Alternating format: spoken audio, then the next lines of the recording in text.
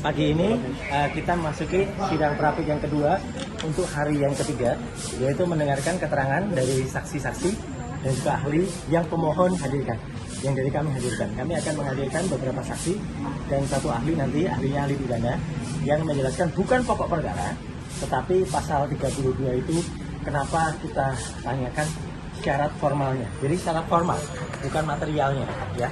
Itu nanti ahli akan menerangkan. Dan saksi itu adalah saksi yang insya Allah nanti akan menerangkan, sepanjang yang saya tahu ya, itulah saksi yang bisa berkompeten untuk menjelaskan apakah penerapan dari pasal 32 itu sudah memenuhi syarat-syarat formalnya. Karena berarti kalau pasal 32 ayat 1 itu harus ada saksi yang kemudian nanti melihat unggahan itu, gitu, mengunggah itu atau tidak kemarin. Dan saksi kami itu akan menjelaskan apa yang kemudian dulu dilakukan dengan pasal 32.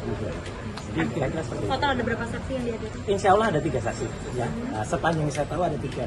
Mungkin kalau ada penambahan atau pengurangan, paling nanti kalau kurang ya jadi 2, kalau tambah jadi 4. Saksi apa aja? Saksi fakta. Saksi fakta. Yang mengetahui tentang unggahan-unggahan itu. Bahkan mungkin bukan orang pekerja Pak Roy lagi. Oh bukan dari saya, nggak ada. Ini adalah orang yang benar-benar tahu, benar-benar kompeten, yang akan lihat, dan bahkan saksi yang kita hadirkan itu yang memiliki muatan yang ada digunakan untuk dakwaan, untuk barang bukti. Dian Sandi Bang. Apa? Dian Sandi. Oh, enggak, Dian Sandi kan dari pihak sana. Gitu ya. Jadi itu yang clear. Dan ini ngomongnya kemarin ada banyak pertanyaan tentang status dari kuasa hukum saya yang lama, ya. Ini pengacaranya. Jadi mohon maaf saya nggak ketemu surat aslinya, tapi saya ketemu kopinya.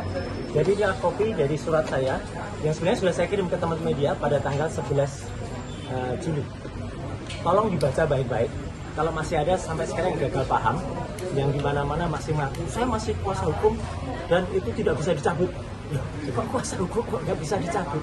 Kuasa hukum itu sewaktu-waktu bisa dicabut. Dan Pengadilan Negeri Jakarta Timur pun sudah termasuk yang ditembusi di sini. Jadi ini pertanyaan banyak dari teman-teman. Apakah Pengadilan Negeri Jakarta Timur sudah ikut ditembusi? Ya. Pengadilan Negeri Jakarta Timur, Pengadilan Negeri Jakarta Selatan, jaksa yang berperan dalam kasus ini, dan juga kemudian ketua pengadilan juga, kemudian hakim perkara pra peradilan sudah, majelis hakim perkara pra peradilan juga sudah, kemudian kantor hukum Tokham, dan juga untuk arsip. Jadi jelas ya, tidak ada lagi kuasa hukum, surat kuasa hukum khusus yang saya berikan selain untuk teman-teman Tokham yang ada di sini, yaitu Bang Kafur dan kawan. Dan kalau kemarin saya juga sempat melihat ada tayangan YouTube, ada seorang profesor ya, kuasa dulu adalah ahli hukum juga, yang mengatakan kalau itu dulu zaman dulu Tokham nggak ada. Saya dulu ada ketika zaman kasus Tupa. Dia gak usah terlalu banyak ngomong ya, gitu.